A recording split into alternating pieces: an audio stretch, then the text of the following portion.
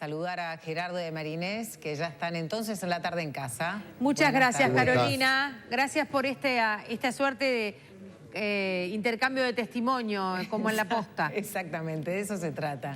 Bueno, veo que van a tener allí al periodista Leonardo Abercón. Sí, efectivamente, volvimos al estante de la biblioteca y nos reencontramos con su libro Gabazo sin piedad, así que vamos a hablar un poquitito sobre esta investigación y de alguna manera aquí también aparecen declaraciones del propio Gabazo que no son las que brindó ante el Tribunal de Honor, ni tampoco son las que se conocían a través de testimonios previos. O sea que estamos todavía en una maraña de falsas verdades. Exacto. Bueno, lo decía también el hermano de Comensoro, Arnaldo, ayer mismo aquí, y después lo repitió en otros medios, ¿no? Que Gabazo sigue mintiendo respecto a cómo fue la desaparición, la muerte de su hermano, ¿verdad? Sí, es muy difícil tratar de meterse en esa psiquis y a saber por qué hace todas estas declaraciones que en algunos aspectos son incongruentes. Ahora que tuvo responsabilidad directa en el crimen y probablemente, como dice,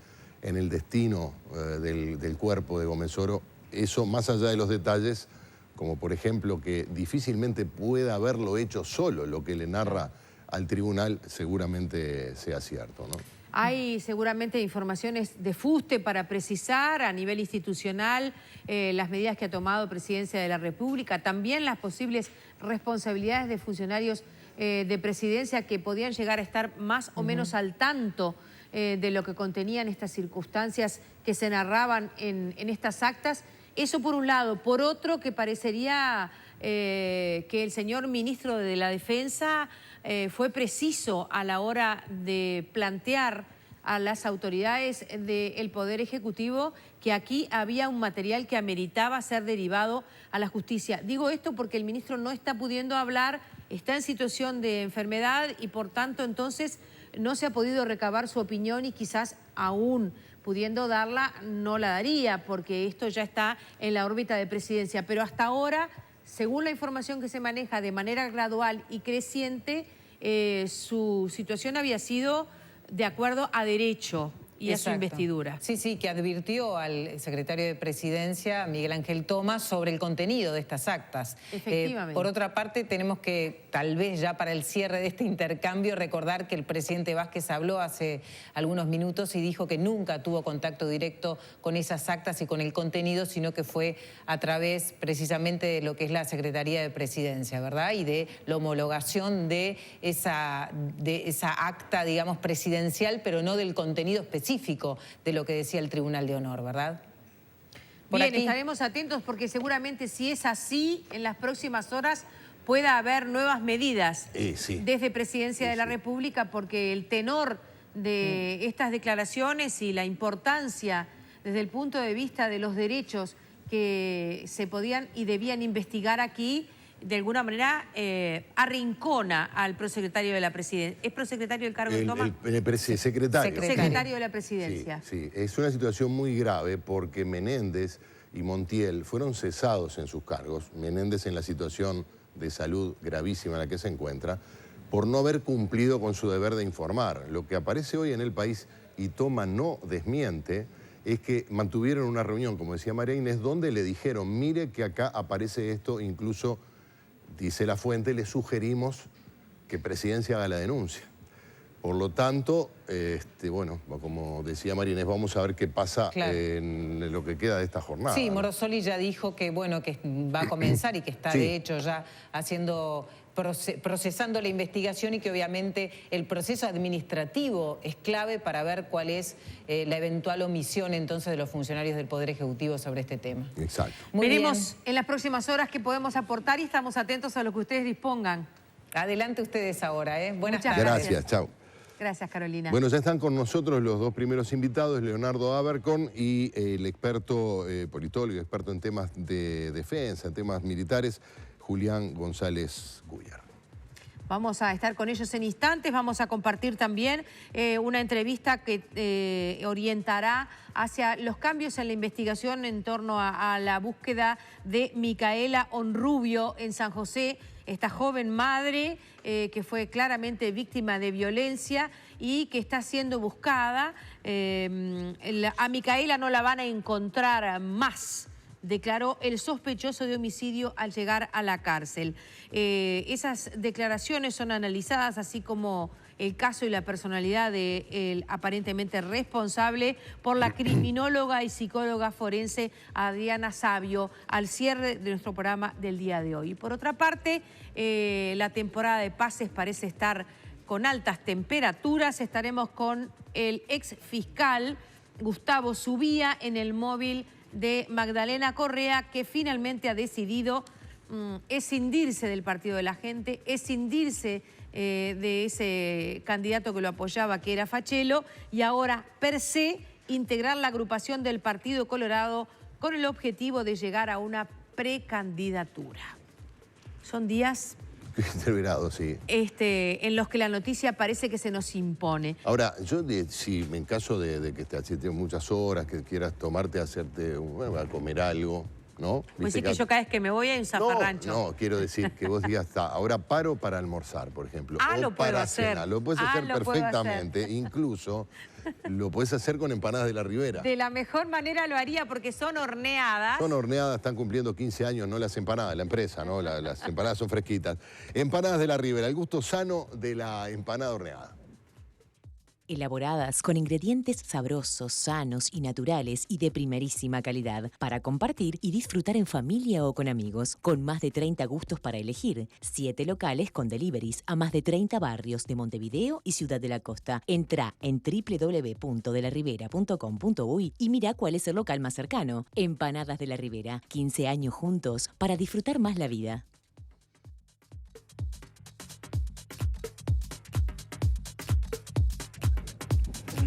Aquí estamos, bien.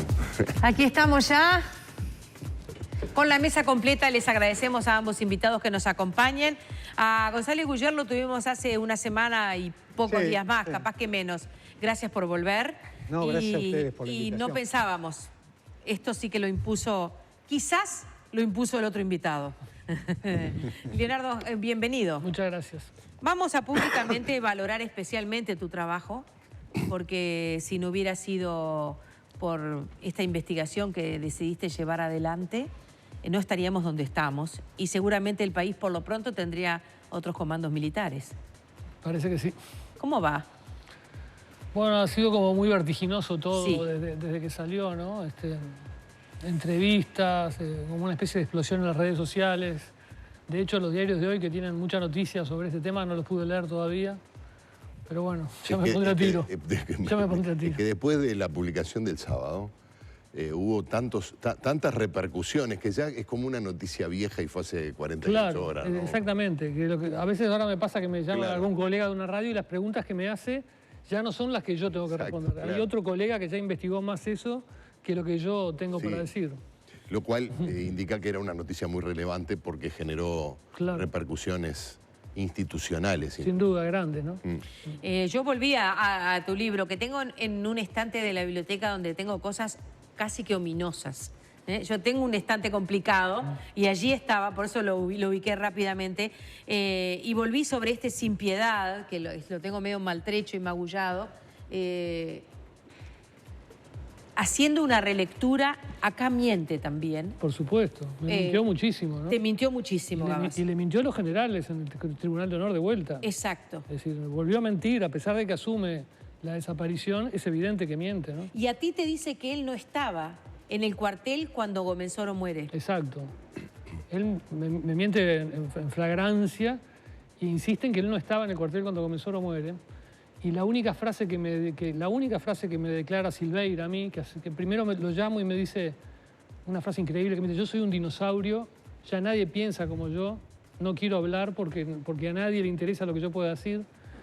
Y yo le corto y me quedo pensando y lo llamo de vuelta y le digo: pero le voy a hacer una pregunta, usted contéstemela sí o no, y me ayuda capaz.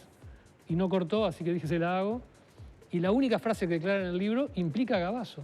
Es decir, en el libro Silveira ya implicaba a Gavazo antes que conocer, de una manera más light que esto que hemos leído ahora, ¿no? Ayer Blanca en Subrayado te preguntaba indirectamente a través de Claudia Varela, todo esto que lo sabemos, casi que lo sabemos porque en realidad se pelean entre sí, Gavazo y Silveira, Silveira y Gavazo, y entonces en lugar de conseguir la información de la manera lícita que debiera ser, bueno, haciendo una suerte de confesión o mea culpa o asumiendo públicamente conductas que quizás en sus cabezas se hayan encontrado rectas en determinado momento, sin ningún ánimo de justificarlo, sino tratando de entender esas cabezas, ni siquiera ninguno de esos caminos se transita. No. Acá lo que se transita es un enfrentamiento entre dos, no sé si decirles viejos dinosaurios, y como justamente es una lucha entre ellos, es que uno acusa al otro y ahí empieza el hilito de la verdad. Puede ser. Es una lectura posible. No, es una lectura totalmente desalentadora. Bueno, para ver ante qué tipo de personaje estamos, Claro. tengamos presente que dejó, para no hablar de la lógica de cómo trataba a los enemigos, ¿no? Dejó que un camarada de armas estuviera 3 años preso, o 2, no recuerdo, 3 años. Casi 3 años, sí. Gómez, Juan Carlos Gómez, sabiendo que era inocente. Y más todavía. Siendo él culpable y sabiendo que su camarada era inocente, dejó que lo Es que no era su procesaran. camarada, ¿no? Se ve que para él no era su camarada. Cuando las hijas de Gómez van a visitar a su padre, a Domingo Arena, y estaba Gavazo, Gavazo la llama y les dice que le va a dar una pista para que puedan ir a Paso de los Toros a investigar datos para demostrar que su padre era inocente. Y no había nada que investigar en Paso de los Toros, porque Gómez solo había muerto acá en Montevideo. Es decir, no solo había mentido en el juzgado para dejar a su padre preso, sino que todavía tenía la cabeza para elucubrar para las hijas, hacerlas ir a hacer. Y ese día Silveira mismo la llamó un apartado y le dijo, no vayan nada a Paso de los Toros, que Y no hay nada. no hay nada. Lo mataron en Artillería 1. Pero no lo acusa a Gavazo. No Cuando les dice a las hijas. No declararon al juzgado tampoco, ¿no? Bien. A Gómez Soro, a quien habían retirado con engaños de su casa porque le mienten a su madre que un comando brasileño lo va a llevar secuestrado y que para protegerlo lo tienen que llevar a un cuartel. De esa manera engañada su madre lo lleva hasta la casa, él está durmiendo con su esposa. Exacto. Hacen una especie de chequeo de que efectivamente son fuerzas armadas y militares y por eso confían en que son nuestros militares los No que había lo van habido a golpe de proteger. Estado, No había habido golpe de Estado, por eso se dice que es la primera víctima. Cuando lo llevan a Gómez Soro, tú dirías hoy, con la información que tenés, que a Gómez Soro lo mata Gavazo. Lo dice Silveira. Sí, pero tú. A mí, ya cuando hice el libro hace 3 años, me quedó esa sensación total. Es decir, porque hay un testimonio del mayor de Bat Exacto. que ve a Gómez Soro colgado en el cuartel, con cables de electricidad colgados, y Gavazo sentado al lado de él, y Gómez Soro ya está desfallecido, es decir, podría estar desmayado. Es decir, obviamente de Bat no lo tocó, pero ya no tenía signos vitales, y si no estaba muerto, estaba ya no se veía que estuviera vivo. Y eso lo declara de Bat. Y si uno suma todas eso declara de Bat. Un teléfono también. Ahora allí, ¿no? hay un teléfono, cable y un teléfono que se usaba como especie de un teléfono a manija que se usaba. Para dar electricidad. Exacto. Y si uno suma todo, y en el Tribunal de Honor Silveira dice fue Gavazo, todos sabíamos que fue Gavazo. Además el hecho Y de en que él Milicos haya- y Tupas, a mí, dos personas que estaban en el cuartel también me habían dicho, uno me había dicho que se había muerto un prisionero a Gavazo, y otro oficial del cuartel hace un relato en el cual no quiere decirlo todo, pero dice una parte y dice, hubo un día que pasó algo muy grave y a todos los oficiales que no estaban trabajando con Gavazo nos echaron del cuartel, no podíamos entrar. Bueno, si vos juntás todo eso... Sí, y porque además esto cierra con otros relatos o con otras hipótesis sobre cómo procedían cuando tenían que resolver qué hacer con una persona que moría en el interrogatorio, en las torturas, ¿no? Pero en este caso es un caso fermental, porque Sí, es el primero. Claro. Sí, claro. Eso es lo que yo veo. Y en esta articulación, quizá me quiero detener solamente en esto, me parece bien interesante el rol de dos civiles en esto. Una, la persona que siendo forense, le llevan en un tren el cuerpo que encuentran en el agua del Río Negro, y la persona hace un informe forense donde se ve que el cuerpo obviamente pretendió ser fondeado y se queda, comparte, toma per se la decisión de decir yo me quedo con estos restos porque esto lo van a esconder. Y gracias a ese señor médico se puede identificar después a Gómez Oro. Si no hubieran tenido el éxito más absoluto. Exacto, y nunca se hubiera encontrado a Gómez Oro. Claro. O nunca se hubiera vinculado o identificado a Gómez Oro. Exacto, es verdad, porque el cadáver que aparece flotando lo entierran en el cementerio de Tacuarembó, pero pocos días después lo vuelven a hacer desaparecer del cementerio, sin saber que el forense se había quedado con el cráneo. El fiscal Díaz decía hoy que él, estando en ese juzgado, cuando comienzan a solicitarse los expedientes que puedan tener que ver con el tema de lesa humanidad, consulta en ese juzgado, porque él era relativamente nuevo, y un alguacil baja a la bóveda del juzgado, que funcionaba en un ex banco, y en la bóveda le trae este expediente y le dice, acá puede haber algo. Son las dos personas que yo veo en esta articulación que casi que generan los dos primeros mojones en los que tú vienes a intervenir en el punto número 3. Capaz que haya otros mojones. Ahora, esto ocurrió en marzo del 73, ¿no? Marzo creo que era. Sí. Marzo. ¿Por qué estamos hablando de esto casi 45 años después cuando, por ejemplo, por dar un dato, el 20% del electorado nació en el entorno del año 2000? Porque tenemos unos informes, Julián, de unos tribunales de honor de ahora, que ante este testimonio de bárbaros, de lo que hizo Gavazo con el cuerpo de este detenido, dicen que eso no lesiona el honor de las Fuerzas Armadas. Este es uno de los elementos que le da notoriedad. Eso y obviamente la forma como se procesó en presidencia. Pero esto es así, hoy.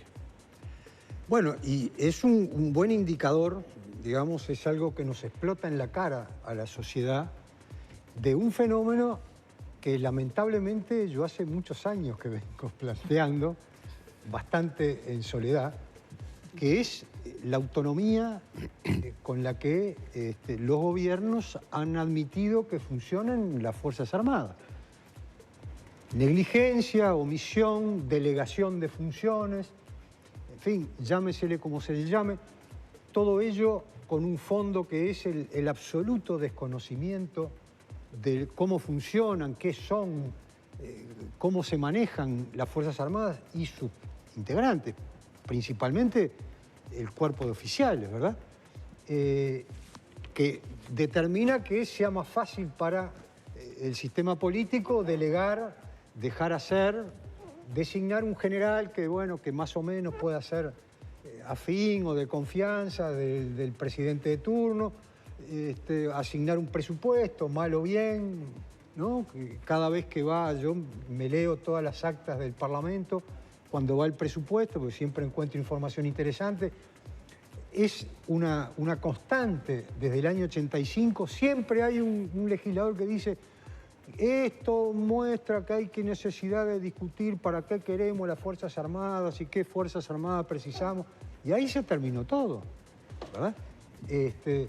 Y el problema es que no solo hay un desconocimiento general, sino que ha habido negligencia de parte de todos los gobiernos desde el año 85 a la fecha, de generar mecanismos para formar civiles que entiendan de qué se trata esa institución, cómo son esos oficiales, cómo se forman, cómo trabajan, qué cabeza tienen. Tú hablabas de la cabeza, ¿no? De esa cabeza que entiende que el honor militar no se afectó porque se haya torturado a una persona hasta la muerte y después se haya intentado desaparecer sus restos. Es una aberración completa, pero eso responde a una doctrina militar que se generó en Indochina y en Argelia por parte de los franceses y que se transmitió a Estados Unidos, se transmitió a Brasil, se transmitió a Argentina, donde hubo una misión militar francesa muy importante, que tuvo mucha influencia y que, digamos, González Gusher, prescribió. Pero esa doctrina ha prescripto, pero es la que llevan adelante las personas que hasta anteayer tenían responsabilidad en nuestro país. Pero porque nadie la cambió, porque una institución tiende a autorreproducirse, porque una institución genera intereses, genera forma de pensar, y si de afuera de la institución no se la no se promueve un cambio, esa institución tiende a perpetuarse. Y bueno, y se generan cambios que un poco por ósmosis, pero de hecho hay un fenómeno, y es que en el siglo XX, digamos, hasta los años 50, las Fuerzas Armadas de alguna manera expresaban a la sociedad, eran una muestra, en fin, tenían algo que ver con la sociedad. A partir de los años 50, y particularmente con la depuración de personas y de ideas en las Fuerzas Armadas, con la dictadura, se produce un gran cambio de las Fuerzas Armadas. Y posteriormente no hay una voluntad de revertir esos cambios y de volver a las Fuerzas Armadas a a parámetros democráticos, ¿verdad? Déjenos ir a una pausa, caballeros, y volvemos en instantes. Vamos a un breve consejo. Antes pasamos por Ferretería y Pinturería Malvin Alto. Ferretería y pinturería Malvin Alto, sanitaria, herramientas, electricidad, línea completa de pinturas Belco. En Malvin Alto, asesoramiento personalizado. Es el momento para pintar. Vení a visitarnos. Ferretería y pinturería Malvin Alto, la esquina naranja de Hipólito Yrigoyen y Camino Carrasco. Estacionamiento propio 2525 3030.